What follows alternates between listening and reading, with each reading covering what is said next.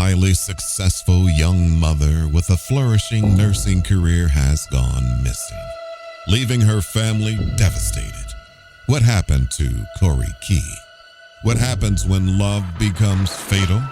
This is the Fatal Attraction Podcast with a key witness.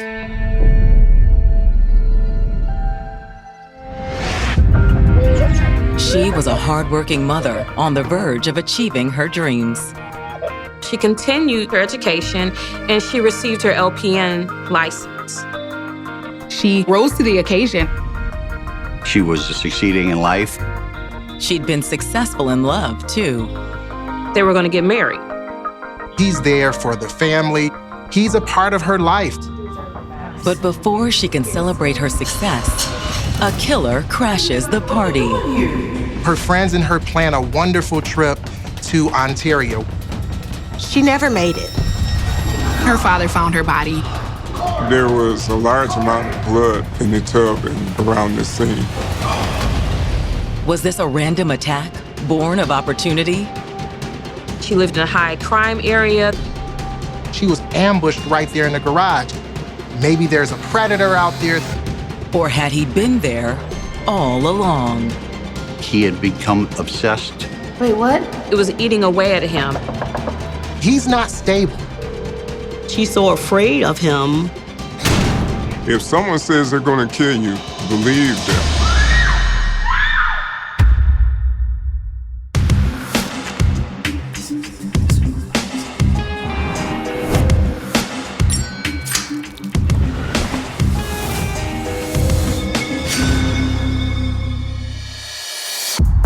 July 31st, 2004. It's a warm Saturday evening in Toledo, Ohio, a Rust Belt city on the eastern end of Lake Erie. It's right by the Great Lakes and pretty much a blue-collar, hard-working town. The nickname of Toledo that I've heard since I've grown up here is Little Detroit. And there's a lot of commonality between those two cities. And like its larger neighbor, Toledo also struggles with high crime. Toledo kind of experienced what a lot of Rust Belt cities experienced, which is crime began to rise in Toledo. There were some violent years. They've had an increase in crime, just like most major cities in the country. The rising crime rates are in the back of one worried Toledo resident's mind as he lets himself into the home of his daughter, 26-year-old Corey Key. Several people had called and received no answer from Corey. Corey not responding to their calls would have automatically sent alarm because it was just not like her. Corey, it's your dad. The dad becomes worried, so he goes to her home. Especially since he knows Corey had big plans that weekend. Her birthday is approaching. Her birthday is August 2nd. She was going to go on a trip with all of her girlfriends, and no one can find her. Corey, you home? Not far inside, he immediately senses something is wrong. When he entered, he smelled the odor of gas. What is going on? He hears running water. Corey, is that you? But once he finds the source of the running water, Corey's father makes a horrifying discovery.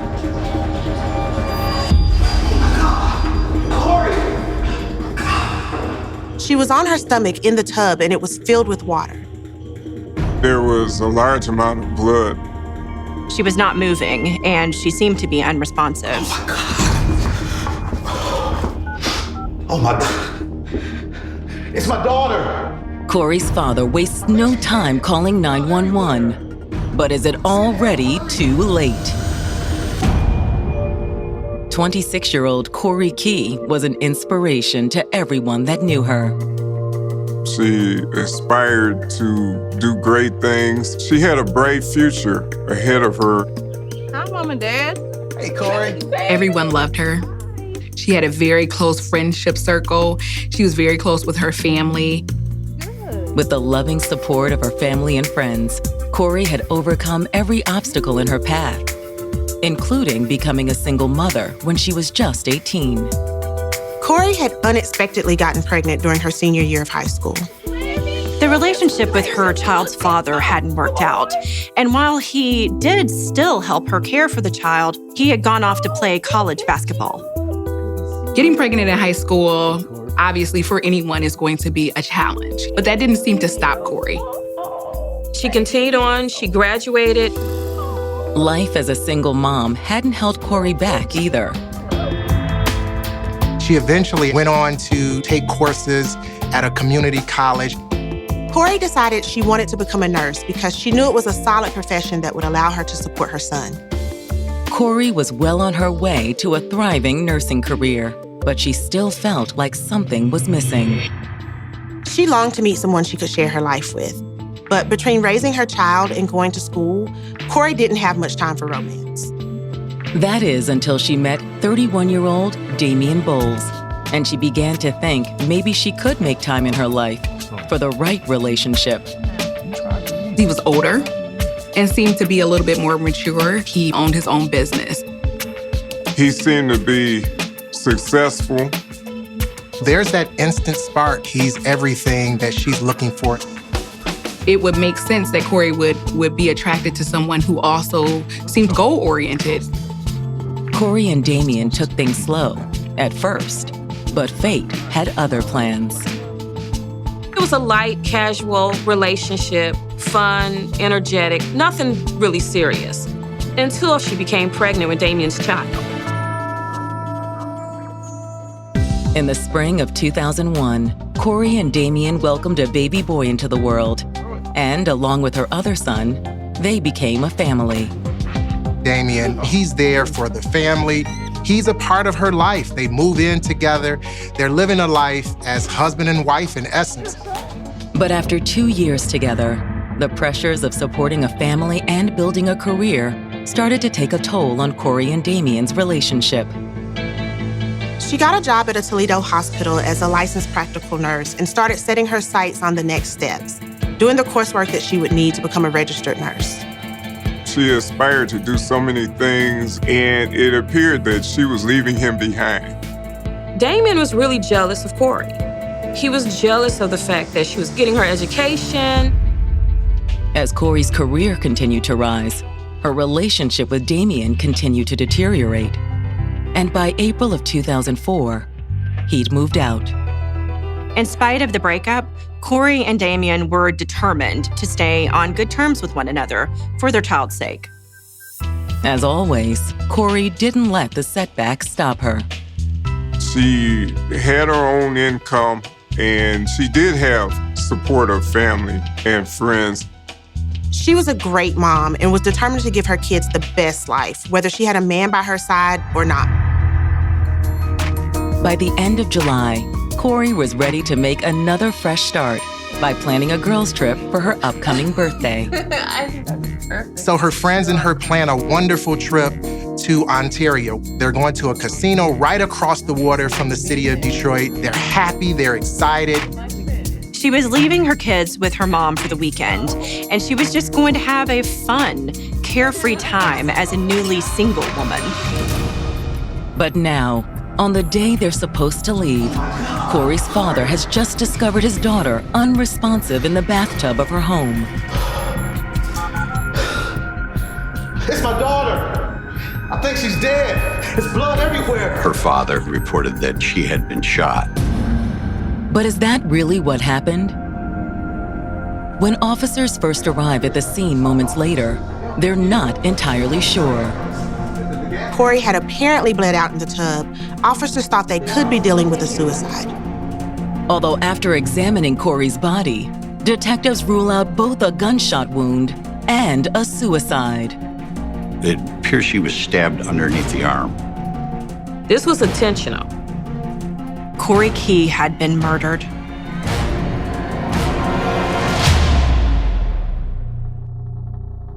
Is the predator on the loose?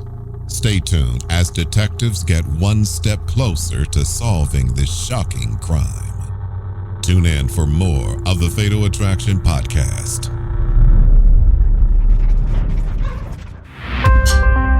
After a recent breakup, single mom Corey Key was ready to make a fresh start and celebrate her upcoming birthday with her closest friends. She had planned with her friends to go on a short vacation and just have a good time. This is a time for her to get away, enjoy her friends. Instead, on the day Corey was supposed to leave town, officers have responded to a 911 call at her house. The call came in from her father as a person shot. But further investigation reveals that isn't the case. She had been stabbed, and she also had bruises on her body. This was a very violent, brutal attack. She suffered blunt force injury to her head, lacerations to her face. But there was no knife anywhere near the scene. When homicide detectives arrive, they hope the killer has left behind some physical evidence. But based on the scene, that doesn't seem likely. If water is mixed with DNA, then it makes it almost impossible to get a sample. Recovering DNA from underneath Corey's fingernails will likely be a challenge, too. Her nails were clipped. They were cut very low. While Corey's body is transported to the coroner's office for an autopsy, detectives begin examining the rest of the house. Though she's in the bathtub, there's blood on her bed, on the mattress, on the sheets. So they determined that, in fact, she was killed there and the body was taken to the bathtub. The question that police had to ask at that point is, was someone trying to cover up evidence? Based on what else detectives find at the scene, they determine they're lucky to have any evidence left at all. The gas was left on in the stove. The door to the stove is left open. Someone not only turned on the gas in the house, but lit candles in what was an obvious attempt to destroy the scene. This definitely would have concealed the fact that Corey had been murdered. Luckily for detectives, the candles had burned themselves out before the gas could build up inside the home and spark a fire. Once they finished an initial survey of the scene, detectives turned to Corey's father in hopes of learning more about their victim.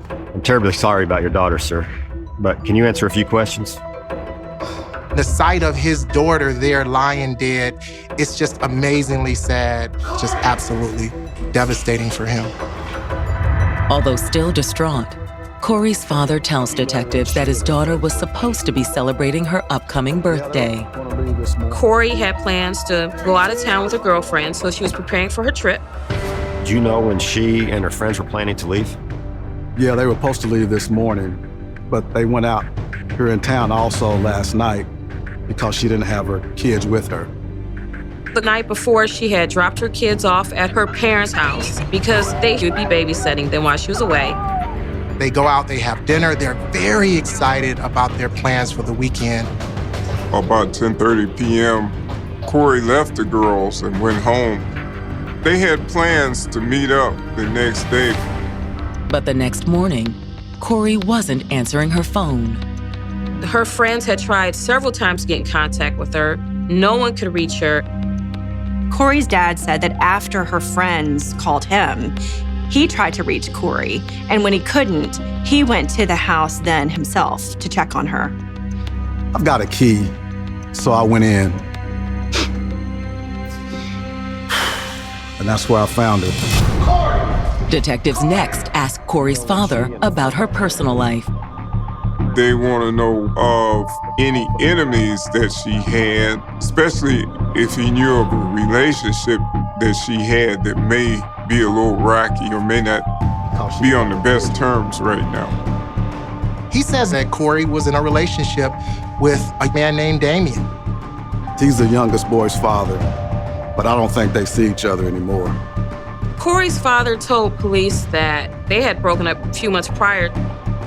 He said that as far as he knew, the two had stayed on pretty good terms since the breakup for the sake of their son. What about her other child's father? He's still around? Yeah, he keeps in contact, but he's overseas right now. Corey's older son's father played professional basketball in an international league. So Damien, do you have his phone number? Yeah, he called me earlier today. Damien had reached out to him to see if he had seen Corey.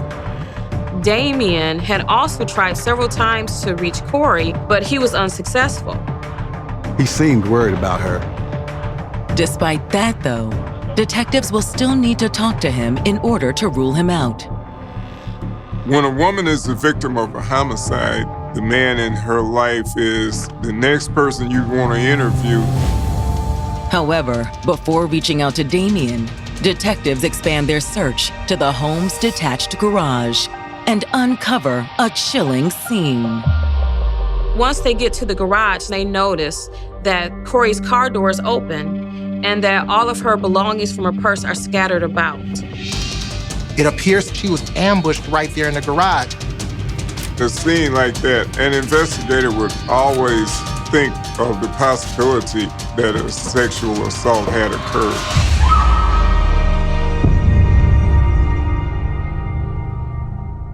Is the predator on the loose? Stay tuned as detectives get one step closer to solving this shocking crime. Tune in for more of the Fatal Attraction podcast.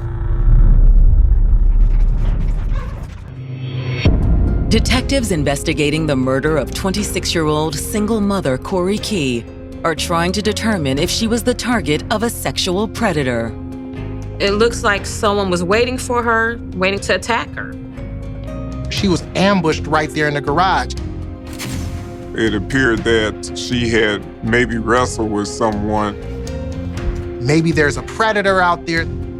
At that point, they had to investigate to find out if there was a sexual assault involved.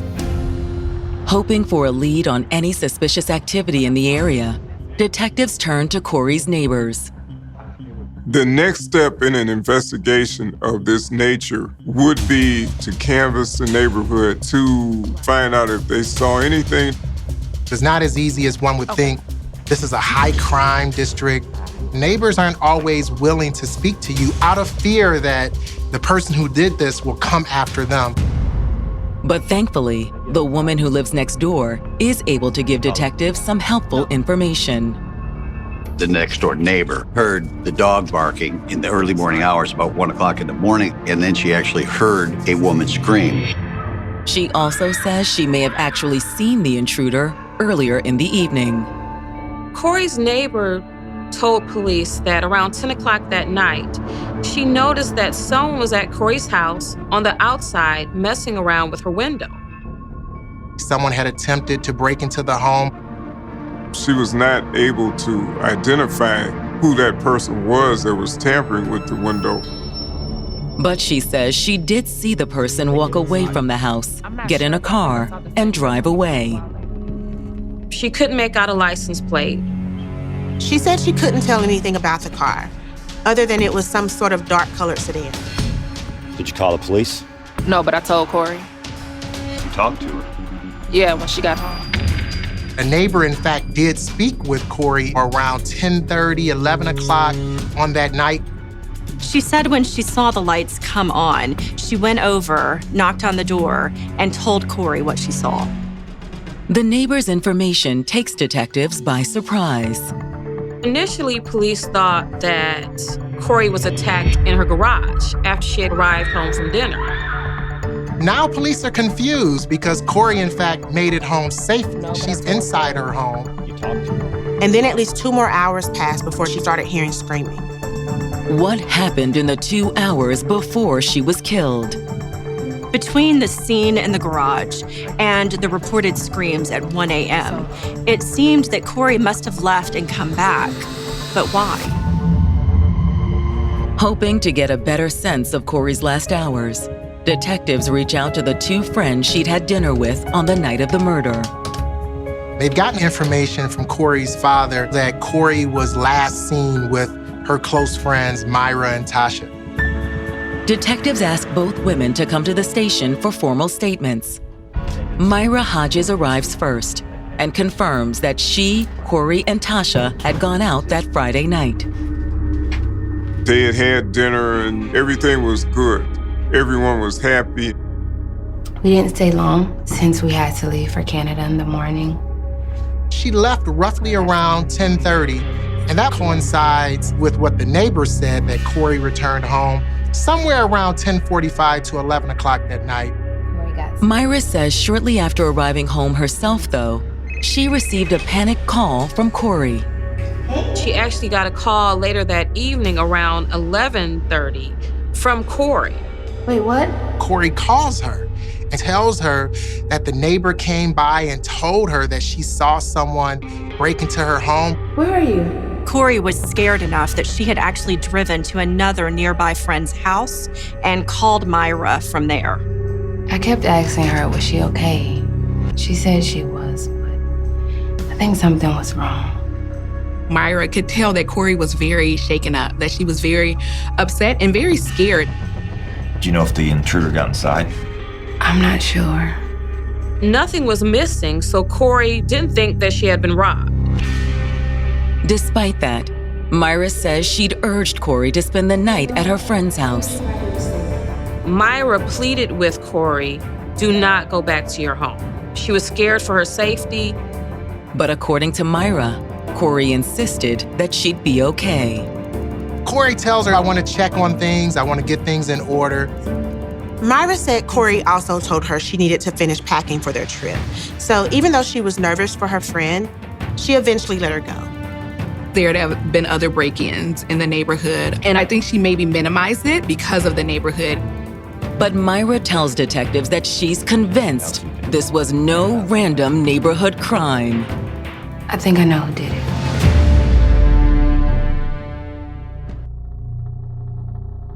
Is the predator on the loose? Stay tuned as detectives get one step closer to solving this shocking crime. Tune in for more of the Fatal Attraction podcast. Myra Hodges has just told Toledo detectives she suspects she may know the person who murdered her friend, 26-year-old Corey Key. She tells the police, you need to look at Damien. Damien was her ex, who had moved out at the end of April, about 3 months before the murder. But Myra says things had changed between them long before that. After Corey and Damien move in together, that's when their relationship began to take a turn.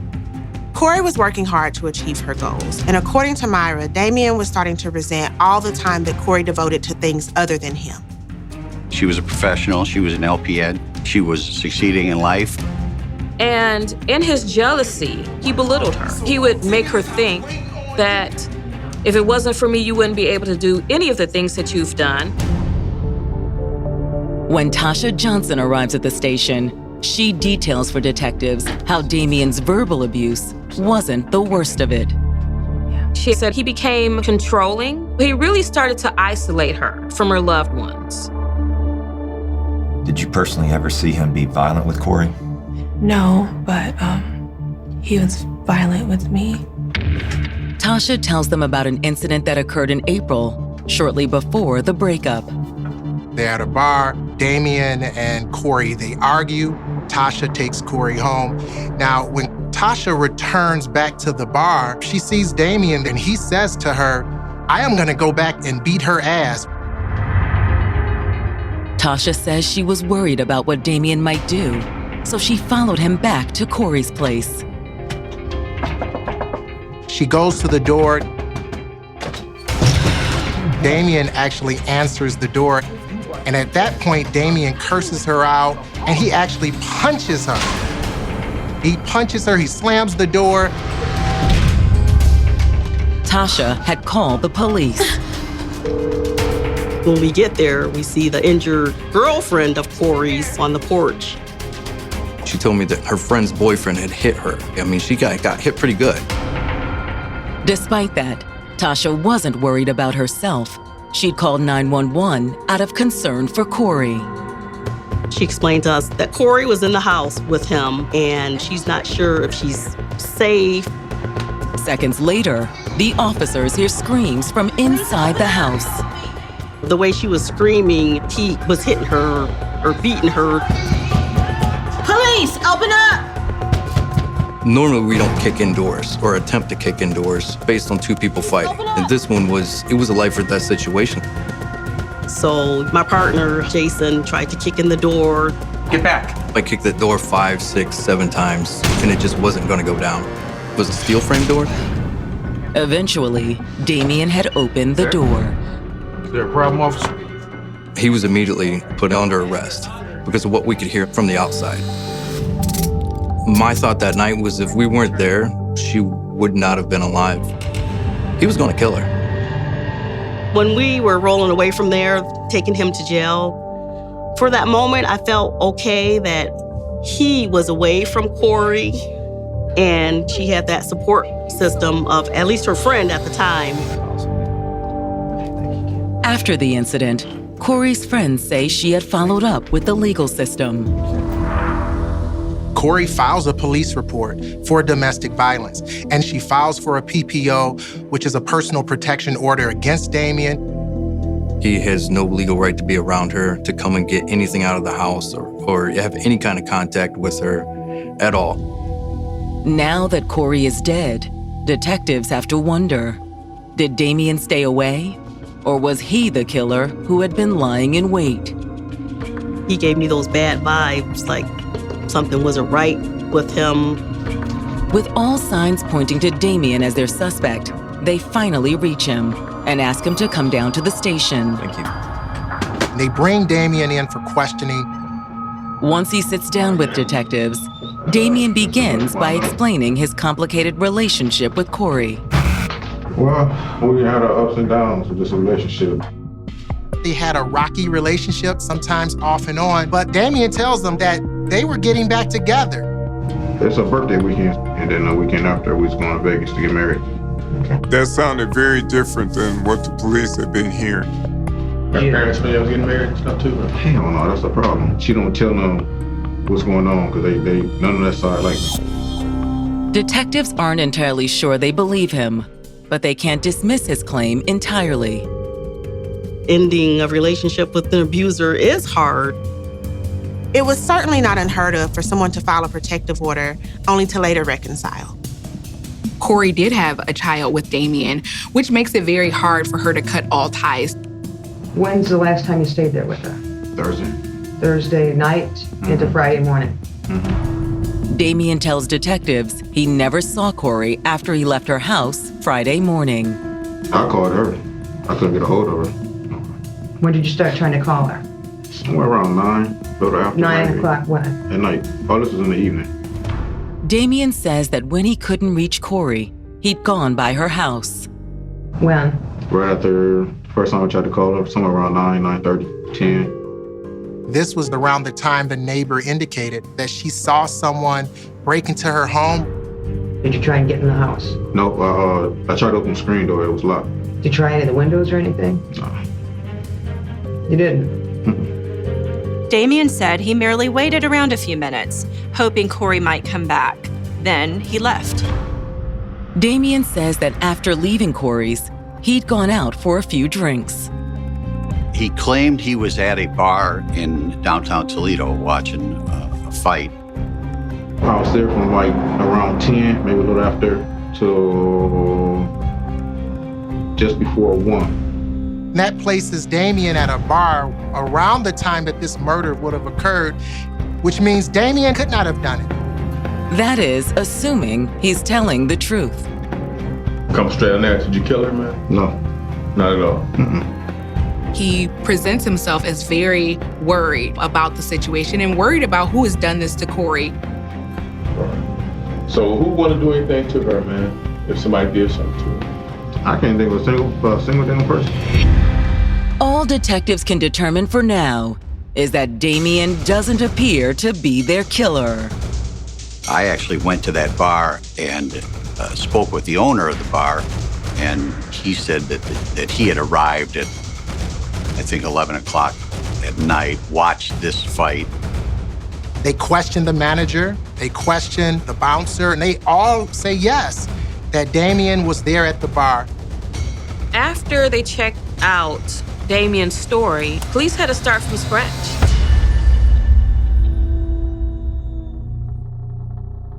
Is the predator on the loose? Stay tuned as detectives get one step closer to solving this shocking crime. Tune in for more of the Fatal Attraction podcast. Detectives investigating the murder of 26-year-old Corey Key believe they are on the verge of finding her killer. Corey had been the victim of domestic violence in the past. There was some prior incidents with Damian Bowles. So now the police have a possible suspect, right? This was someone who was violent against Corey. But after bringing Corey's ex-boyfriend in for questioning, their investigation suffers a serious setback. Damian has an alibi, not just an alibi, he has a strong alibi. I can prove I was at the bar watching the fight from about 10 o'clock to 12:31. I was at the bar. Damian told police that the night that Corey was murdered, they had been in a bar all night. They went to the bar, they talked with some people that had been there, and he had an airtight alibi. They're back to the drawing board. When detectives received the results of Corey's autopsy the following morning, it appears to rule out one other possibility. They learned from the coroner's report that this was not a sexual predator. There was no evidence of a sexual assault at all. And just as detectives feared, there are no traces of the killer's DNA under Corey's fingernails. Your natural fingernails weren't cut way back.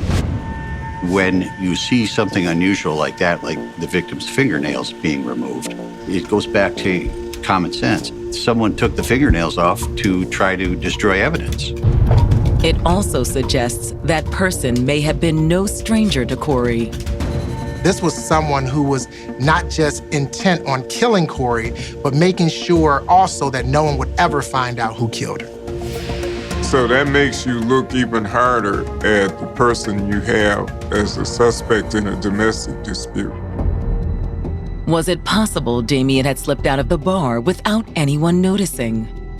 The bar had no type of video surveillance or anything like that. Over the next several days, detectives talk more with Corey's friends and family, digging deeper into her relationship with Damian. Several friends reported that Corey was fearful of Damian. Most of the time when you hear about domestic violence relationships, they're kept very private. No one knows about it. You may suspect it, but no one really knows. It's not something that is done in public, it's done behind closed doors.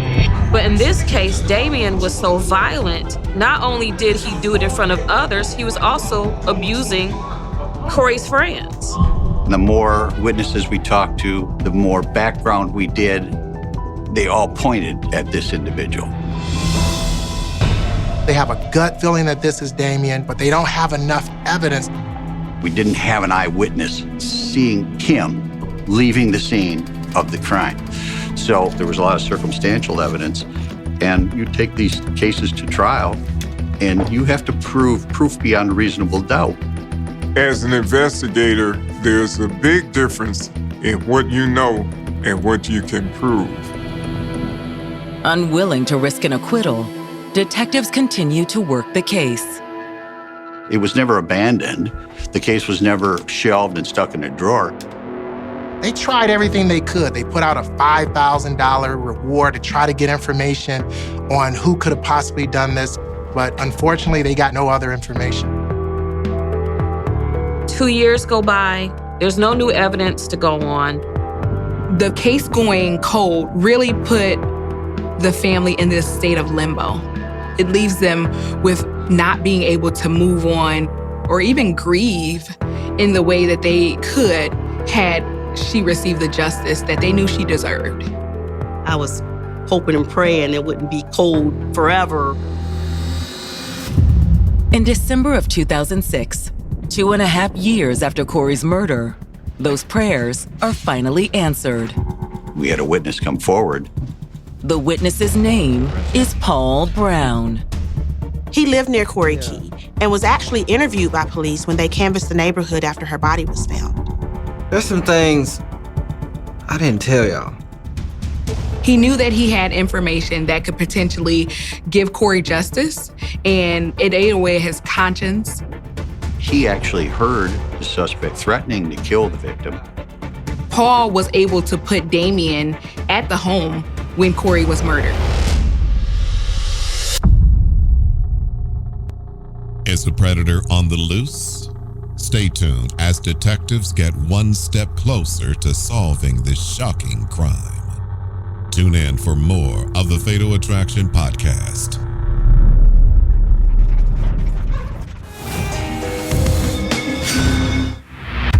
More than 2 years after Corey Key's murder, a neighbor has finally come forward to tell police what he knows about the day she died. Paul Brown told detectives that he had overheard a conversation between Corey and her ex, Damien Bowles, that sounded pretty threatening. I seen her on the porch on the phone, and I can tell she was talking to Damien. When was this? This is about a week before she died. She's on the phone at that moment with Damien, and she tells Paul, hey, he's talking about killing me. Did you hear Damien say that? Well, not directly, but I did see him the night that she died. It was about 1 o'clock in the morning. Paul was able to put Damien at the home when Corey was murdered. Why did you wait 2 years to tell us this? I'm scared. After the victim had been killed, the suspect came back to him and threatened to kill him. Paul says that's why he kept his silence for so long. He knows that if Damien has killed Corey, he would kill him without question. He knew what he was capable of. But after 2 agonizing years, he tells detectives he can no longer stay silent. I think that having sat with that information for so long, it just ate away at him. Paul's story is the missing piece that detectives need to make an arrest. The police are satisfied that they have their killer. 2 long years after Corey's death, Damien Bowles is finally arrested. For any policeman, it's a very satisfying feeling, and getting some justice for the victim. Given a second chance to come clean, Damien initially plays dumb. It's been 2.5 years. What do you think happened to her? That's hard to say because I don't know. Damien basically repeated what he had told the police 2 years earlier. Hey, I wasn't even at that home. I was away. I was at a bar. But this time, the detectives know that's not true. We've got your timeline, and there's a few little problems with it. Mainly, you're lying. You know you're lying. You say so. And when detectives confront Damien with the evidence they have against him, he remains defiant. We had a witness seeing you leaving the house after they heard a woman scream. You're in trouble. Well, charge me with this girl on the way. I'll be down 6 months. In July of 2007, 6 months after Damien made his prediction, he goes on trial for murder. Prosecutors told the jury that Damien basically terrorized Corey. It got to a point that Corey kicked Damien out of the house and ended the relationship. The most dangerous time for a domestic violence victim is at the conclusion of a relationship. But according to the prosecutors, it was Corey's plans for the weekend that pushed Damien over the edge. This trip with her girlfriends was the ultimate sign of freedom for Corey. She was in control of her life again and felt like I can go and do things. I don't need him. He's losing control, and that's what abusers don't want. At that point, he may have decided, I gotta do something. Prosecutors believed that he went by her house, checked her doors and windows, but she wasn't home. So he left and started forming a plan. While Corey was out with friends, Damien decided to go to a bar to establish his alibi. He sat at the bar, he talked to people, and made sure that they saw him. At some point while Damien was at the bar, Corey arrived home, where her neighbor told her someone had tried to break into her house. She was scared, so she fled to a nearby friend's house and called Myra. But she eventually calmed down enough to return home. In the meantime, Damien had quietly slipped out of the bar and made his way back to Corey's, where he hid in her garage. She gets home, she parks in the garage. You think you could just go off without me? Damien, what are you doing here? Why are you in my garage with that knife? She was ambushed. He held her at knife point and forced Corey into the house. He had violently assaulted the victim in the bedroom. She was stabbed, she was thrown in a tub, she was left for dead. He cut her fingernails. He turned on the gas in hopes of starting a fire or an explosion. He also tried to intimidate the one witness who could put him at the scene of the crime. That witness filled every gap there was. It took him more than 2 years to come forward, but Paul Brown did take the stand as the prosecution's star witness. Damien's defense basically tried to discredit the new witness. But in the end, it only takes the jury 5 hours to reach a decision. Damien's found guilty. Damien had fooled a lot of people during his lifetime. He had convinced them that he was a good guy, a stable guy, but that day he did not fool the jury. He is sentenced to life in prison with the possibility of parole after 15 years. Those who helped put Damien in prison hope that day never comes. This guy went to extreme measures to terrorize this young woman and to kill her, and then extreme measures to get away with it.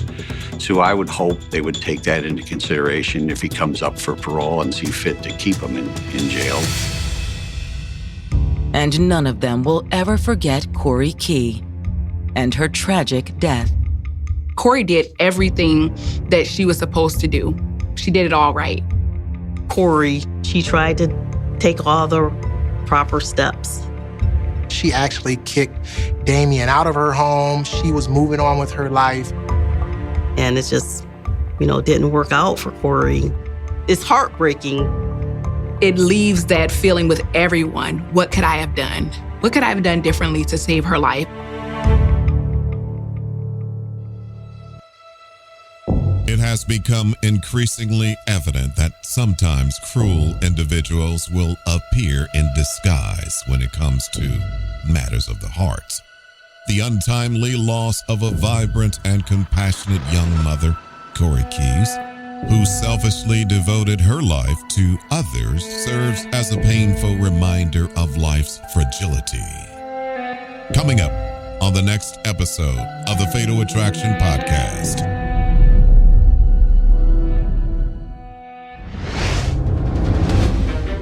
An unexpected payout gave them a fresh start in a new city. He got a really substantial settlement. They have very nice big house. It was just a better living. It was quiet, it was peaceful. But a single gunshot will shatter the illusion. He had been shot execution style. It was terrible. An accident transforms the life of an ambitious man and his family for the better. However, deceit and evil soon follow, shattering the once picturesque life. What happened to John Stanley? Tune in to the next episode of the Fatal Attraction Podcast. We will see you.